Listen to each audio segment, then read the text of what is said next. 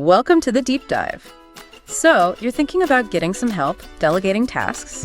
Well, if you're bringing on a human virtual assistant, a VA, you've probably hit that first big question mark. The setup, right? How do you actually start working together? Exactly. Setting up the rules, the workflow, it trips up a lot of people when they first hire someone. It really does. So today, we're taking a deep dive into an article that tackles this head-on.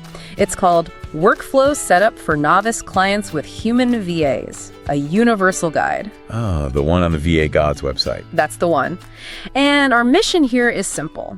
Understand the really great things, the benefits you get from setting this up right. And crucial. And how to make that workflow fit you perfectly. Yeah. Tailor it. Right, localization. So first off, what is a workflow setup, basically? Good question. Well, think of it like designing a system, a clear way to manage tasks and projects. Like a map. Exactly like a map.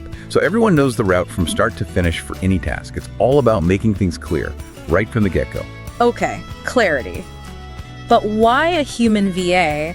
The source seems pretty keen on humans over just, say, using some software. Why is that a big deal for someone new to this? Yeah, that's interesting. The source really focuses on the non-robot advantages. Yeah. The human VA gives you personalized support. They actually learn your habits, your preferences. Unlike a rigid program. Totally.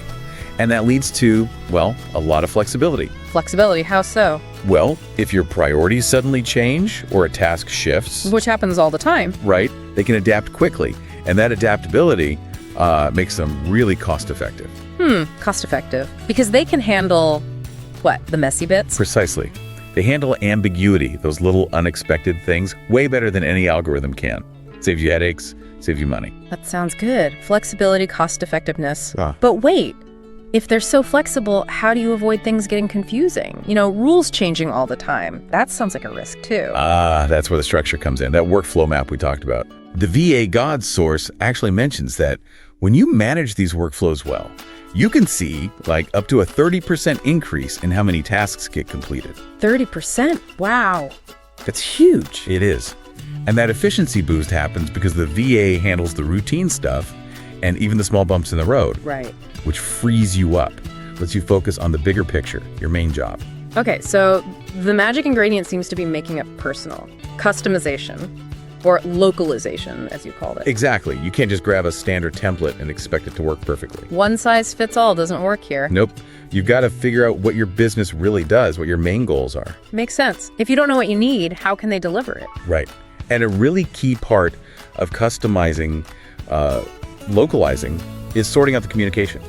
Communication. Okay, let's get practical. What does that mean for someone just starting out? How do you customize communication? Well, the source talks about setting clear ground rules, like decide on your main communication channels. Okay, so maybe quick questions only happen on Slack.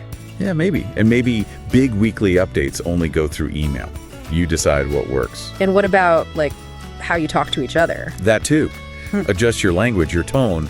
If you hate long emails and just want bullet points, Tell them. exactly, tell them.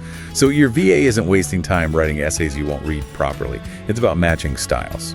Got it. And I guess the workflow itself needs to change depending on the task, right?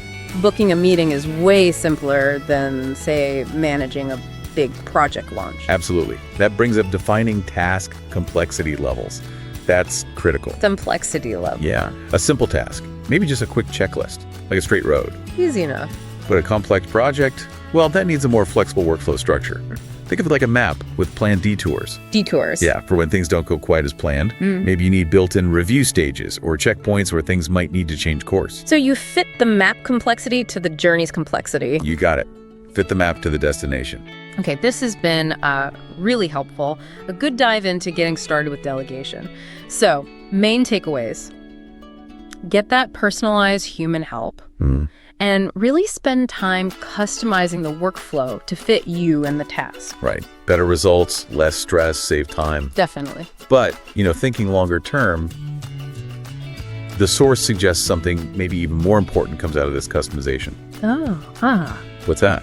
Improved trust, better collaboration. The relationship itself. Exactly. And that leads to longer working relationships, which is great for everyone. Makes total sense. So, maybe a final thought for you listening. If building that trust and long-term partnership is the ultimate goal, Yeah. what's one tiny thing in your current workflow, and maybe how you give feedback, or the format of a report? Just one small thing you could tweak, customize today to start building that stronger trust.